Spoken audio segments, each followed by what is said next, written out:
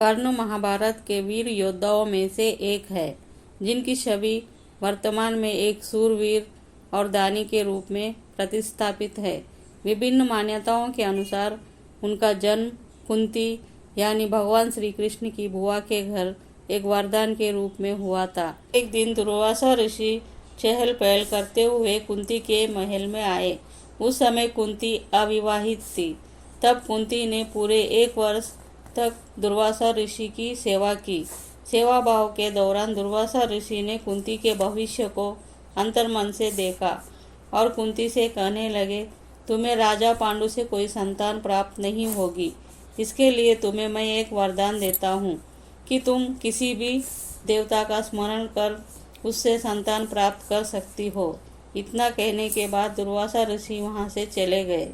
तभी उत्सुकता पूर्वक कुंती ने सूर्यदेव का ध्यान लगाना शुरू किया। वह प्रतिदिन सूर्यदेव की पूजा अर्चना करने लगी। उनके भक्ति भाव से प्रसन्न होकर सूर्यदेव प्रकट हुए और उन्होंने कुंती को एक पुत्र का वरदान दिया। जिसके कुछ समय बाद कुंती ने एक पुत्र को जन्म दिया, जिसमें सूर्य का तेज झलकता था। और यही नहीं, जन्म से ही कर्ण के शरीर पर कवच और कुंडल थे। अविवाहित होने के कारण लोकलाज से बचने के लिए कुंती ने अपने पुत्र को एक टोकरी में रखकर गंगा नदी में बहा दिया, जहाँ कुछ ही मीलों दूर महाराज धृतराष्ट्र का सारथी अधिरथ और उनकी पत्नी राधा नदी किनारे कपड़े धो रहे थे। उसी समय उन्होंने एक टोकरी को बहते देखा और नदी से बाहर ले आए, जहाँ उन्होंने देखा एक नन्हा सा बालक रो रहा है, जिसे देख दंपति जोड़ा काफी खुश हुआ और उन्होंने उसे गोद लेने का निर्णय किया, जिसके चलते उनका नाम वासुसेन रखा गया। किशोर अवस्था से ही कर्ण युद्ध कला में पारंगत थे। वह अपने पिता की भांति रथ की जगह युद्ध कला में अधिक रुचि रखते थे। एक दिन उनके पिता अधिरथ उन्हें गुरु द्रोणाचार्य के पास ले गए, जो उस समय के सर्वश्रेष्ठ वीर योद्धाओं में से एक थे। गुरु द्रोण सिर्फ कुरुवंश के राजकुमारों को ही शिक्षा देते थे, जिसके चलते उन्होंने सूत पुत्र कर्ण को शिक्षा देने से इनकार कर दिया, क्योंकि कर्ण एक सारथी का पुत्र था और द्रोण क्षत्रियों को ही शिक्षा देते थे। उसके बाद युद्ध कला को सीखने के लिए वह परशुराम से मिले, जो केवल ब्राह्मणों को शिक्षा देते थे। यह जानकर कर्ण ने स्वयं को एक ब्राह्मण बताया और शिक्षा प्राप्त की, जिसके चलते वह युद्ध कला और धनुर्विद्या में बहुत निपुण हुए। उन्होंने अपने पिता की इच्छा को पूर्ण करते हुए रूपाली नामक एक सूत पुत्री से विवाह किया। इसके बाद कर्ण ने एक और विवाह किया, जिसका नाम था सुप्रिया। इन दोनों पत्नियों से कर्ण को 9 पुत्र प्राप्त हुए। उनके 9 पुत्रों ने महाभारत के युद्ध में प्रतिभाग लिया, जिसमें वृषसेन अर्जुन के हाथों से वीरगति को प्राप्त हुए थे। वृषकेतु एकमात्र ऐसा पुत्र था जो जीवित था। युद्ध के दौरान कर्ण की मृत्यु के पश्चात रूपाली भी कर्ण की चिता पर ही सती हो गई थी। पुराणों के अनुसार जब गुरु द्रोण ने हस्तिनापुर में युद्ध पराक्रम की एक प्रतियोगिता का आयोजन करवाया, तब उस प्रतियोगिता में अर्जुन को विशेष धनुर्धारी के रूप में सम्मानित किया गया।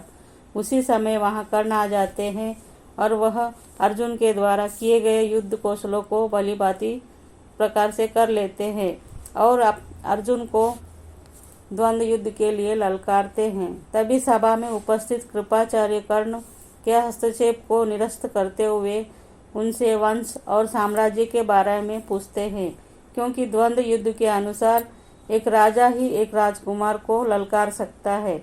उसी समय कौरवों में दुर्योधन ने जाना कि एक कर्ण ही एक ऐसा योद्धा है जो अर्जुन को मात दे सकता है। इसलिए दुर्योधन कर्ण को अंग देश का राजा घोषित करते हैं, ताकि कर्ण द्वंद्व युद्ध के योग्य हो जाए।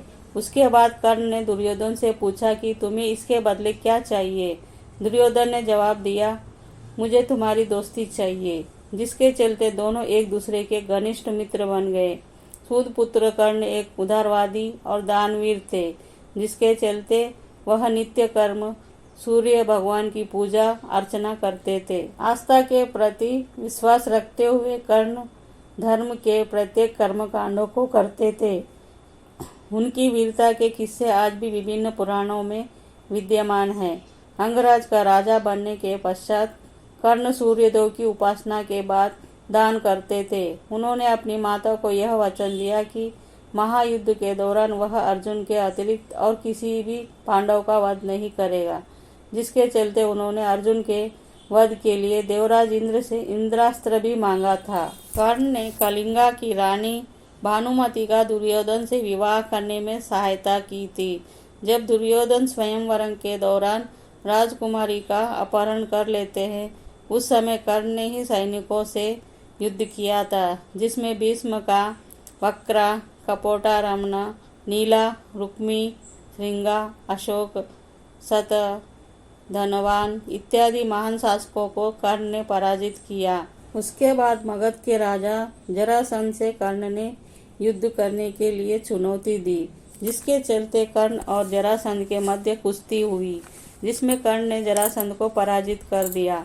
कर्ण से पराजित होने के बाद जरासंध ने कर्ण को मालिनी राज्य भेंट स्वरूप दिया। उस विजय से कर्ण बहुत लोकप्रिय हुए। मालिनी राज्य के सिंहासन पर बैठने के बाद कर्ण ने एक शपथ ली कि मेरे दरबार से कोई भी व्यक्ति खाली हाथ नहीं जाएगा। कर्ण कभी भी शकुनी के द्वारा नियोजित छल कपट की नीति से पांडवों को हराने के पक्ष में नहीं थे, जिसके चलते वह सदा ही युद्ध के पक्ष में थे। वह हमेशा दुर्योधन को युद्ध के द्वारा पांडवों को पराजित करने का आग्रह करते थे, जिसके कारण वह दुर्योधन को खुश करने के लिए चौसर के खेल में सम्मिलित हुए, जिसके कारण द्रौपदी चीरहरण की घटना रूपांतरित हुई। उसके बाद भीम ने यह प्रतिज्ञा ली कि वह अकेले ही युद्ध में दुर्योधन और उसके सभी भाइयों का वध करेगा। तभी अर्जुन ने कर्ण का वध करने की प्रतिज्ञा ली। पौराणिक कथाओं के अनुसार अर्जुन के पिता और देवराज इंद्र को इस बात का पता चला कि कर्ण को युद्ध क्षेत्र में तब तक अपराजित नहीं किया जा सकता जब तक उसके पास उसके कवच और कुंडल रहेंगे, जो जन्म से ही उसके शरीर पर थे। इसलिए जब कुरुक्षेत्र का महायुद्ध शुरू हुआ, तब इंद्र ने एक योजना बनाई और प्रण किया कि वह कर्ण को कवच और कुंडल के साथ युद्ध क्षेत्र में नहीं जाने देंगे। इंद्र मध्याह्न में जब कर्ण सूर्य देव की पूजा कर रहा होता है, तब उस समय एक भिक्षुक बनकर कर्ण से कवच कुंडल मांग लेंगे। सूर्य देव इंद्र की इस योजना के बारे में कर्ण को सावधान भी करते हैं, लेकिन वह उन्हें धन्यवाद देकर कहता है कि उस समय यदि कोई उससे प्राण भी मांग ले तो वह मना नहीं करेगा। तब सूर्य देव कहते हैं कि यदि वह स्ववचनबद्ध है तो वह इंद्र से अमोघा अस्त्र मांग ले। तब अपनी योजना अनुसार इंद्रदेव एक भिक्षुक का वेश बनाकर कर्ण से कवच और कुंडल मांग लेते हैं। चेतावनी मिलने के बाद भी कर्ण मना नहीं करता और खुशी खुशी अपना कवच कुंडल दान कर देता है। तब कर्ण की इस दानप्रियता पर प्रसन्न होकर वह उसे कुछ मांग लेने के लिए कहते हैं, लेकिन कर्ण यह कहते हुए कि दान के बाद कुछ मांग लेना दान की गरिमा के विरुद्ध है, मना कर देते हैं। इतना सुनने के बाद इंद्र कर्ण को अपना शक्तिशाली अस्त्र वासवी प्रदान करते हैं, जिसका प्रयोग वह केवल एक बार ही कर सकता था। युद्ध के दौरान जब कर्ण के रथ का एक पहिया धरती में धंस जाता है, तब वह अपने दैवीय अस्त्रों के प्रयोग में असमर्थ हो जाता है, जैसा कि उसके गुरु परशुराम का श्राप था। उस समय कर्ण अपने रथ के पहियों को निकालने के लिए नीचे उतरता है और अर्जुन से आग्रह करता है कि वह युद्ध के नियमों का पालन करते हुए कुछ देर के लिए बाण चलाना बंद कर दे। तभी श्री कृष्ण ने अर्जुन से कहा कि कर्ण को कोई अधिकार नहीं है कि वह अब युद्ध नियमों और धर्मों की बात करे, क्योंकि अभिमन्यु के वध के समय कर्ण ने भी किसी भी युद्ध नियम और धर्म का पालन नहीं किया था। तब कहाँ गया था कर्ण का धर्म, जब उसने दिव्य जन्म द्रौपदी को पूरी कुरु राज्यसभा के समक्ष वैश्या कहा था। इतना सुनकर अर्जुन ने कहा कि कर्ण अभी असहाय है, इसलिए वह बाण नहीं चलाएगा। तभी श्री कृष्ण ने अर्जुन से कहा, इस निर्णायक मोड़ पर अभी कर्ण को नहीं मारा गया तो संभवतः पांडव उसे कभी भी नहीं मार सकेंगे और यह युद्ध कभी भी नहीं जीता जा सकेगा। तब अर्जुन ने एक दैवीय अस्त्र का उपयोग करते हुए कर्ण का सिर धड़ से अलग कर दिया। कर्ण के शरीर के भीम पर गिरने के बाद एक ज्योति कर्ण के शरीर से निकली और सूर्य में समाहित हो गई। ऐसे ही पौराणिक कथाएं सुनने के लिए मेरे चैनल को सब्सक्राइब कीजिए।